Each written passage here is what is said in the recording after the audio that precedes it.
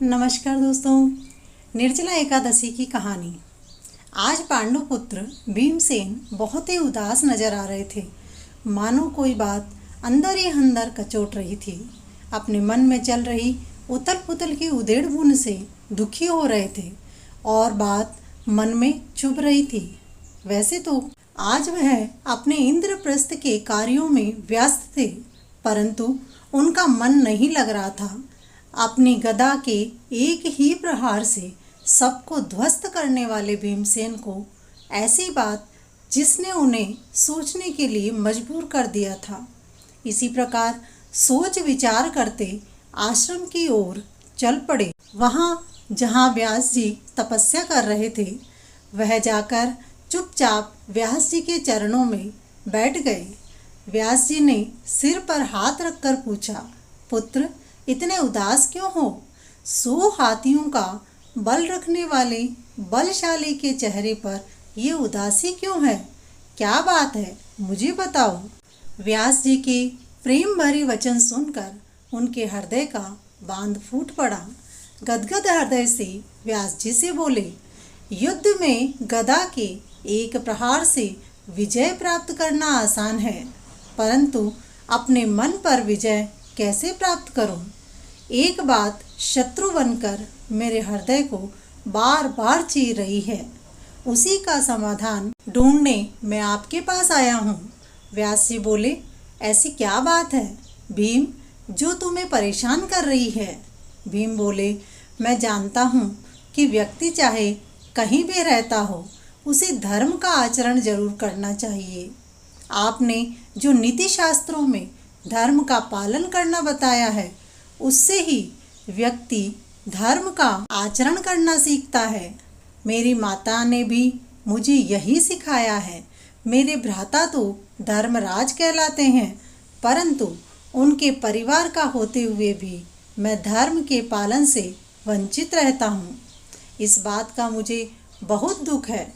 व्यास जी ने आश्चर्य से कहा, मुझे तो नहीं लगता कि तुम धर्म का पालन नहीं करते। भीम बोले, मेरे परिवार में मेरी माता कुंती, भ्राता युधिष्ठिर, अर्जुन, नकुल, सहदेव, यहाँ तक कि द्रौपदी भी 1 महीने की दोनों एकादशियों का व्रत करती हैं।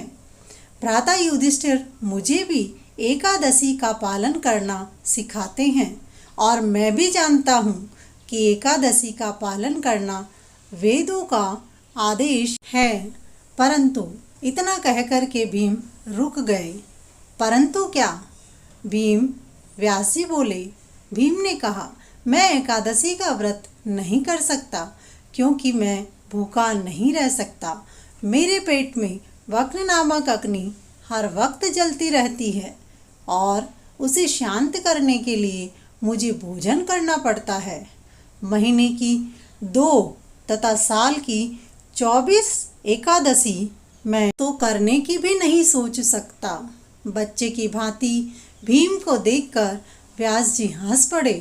बोले, तुम तो जानते ही हो, जो नरक जाने वाला होता है वह भी यदि एकादशी व्रत रखता है तो उसे स्वर्ग की प्राप्ति होती है।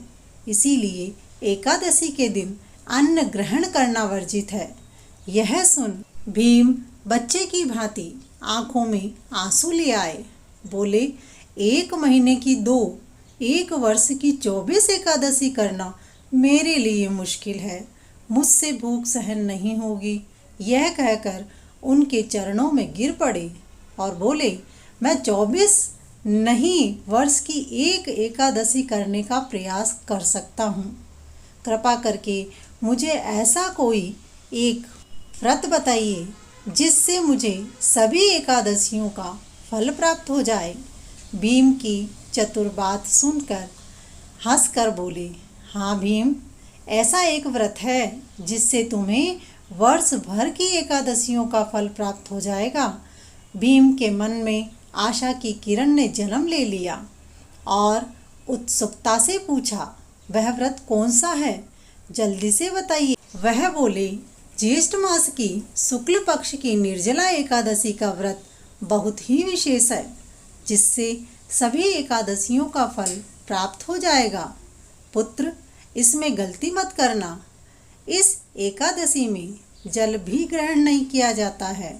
एकादशी के सूर्योदय से लेकर द्वादशी के सूर्योदय तक व्रत का पालन करना होता है। इस निर्जला एकादशी का व्रत करने से सभी तीर्थों में स्नान जितना फल मिलता है तथा मरने के बाद यमदूतों के स्थान पर भगवान विष्णु के दूत वैकुंठ धाम पुण्य आत्मा को ले जाने के लिए आते हैं। हे भीम, भगवान श्री कृष्ण ने कहा है, इंसान के पाप भले ही सुमेरु पर्वत जितने हो, उनका नाश करने के लिए निर्जला एकादशी व्रत का पालन करना चाहिए। रात्रि में जागरण करना चाहिए। इसके लिए पवित्र नदियों में स्नान करना चाहिए। अधिक से अधिक भगवान के नाम का जप करना चाहिए। अन्न जल का त्याग करना चाहिए। सुयोग्य ब्राह्मण या वैष्णव को दान देना चाहिए। इस प्रकार नियमों का पालन करने से उसे वैकुंठ धाम की प्राप्ति होती है। इस पुण्य एकादशी व्रत के बारे में सुन करके भीम ने व्यास जी को दंडवत प्रणाम किया और बोले, आपने मेरे मन को हल्का कर दिया। सच में साधु की संगति में व्यक्ति का उद्धार हो जाता है। मैं इस एकादशी व्रत का पालन करूँगा। द्वादशी के दिन भगवान विष्णु की पूजा करके यथाशक्ति दान दक्षिणा भी दूंगा। बस फिर उस वर्ष भीम ने निर्जला एकादशी का व्रत किया। इस कारण इस एकादशी को पांडव एकादशी व भीमसेन एकादशी के नाम से भी जाना जाता है। अब जो पूर्णिमा के दिन वट सावित्री व्रत करते हैं, उनके लिए कथा का लिंक डिस्क्रिप्शन में है। आप वहां जाकर के कथा सुन सकते हैं। ऐसी ही कहानियाँ देखने के लिए दोस्तों हमारे चैनल को सब्सक्राइब करें, लाइक करें, कमेंट करें और अपने दोस्तों के साथ शेयर करें। बोलो विष्णु भगवान की जय।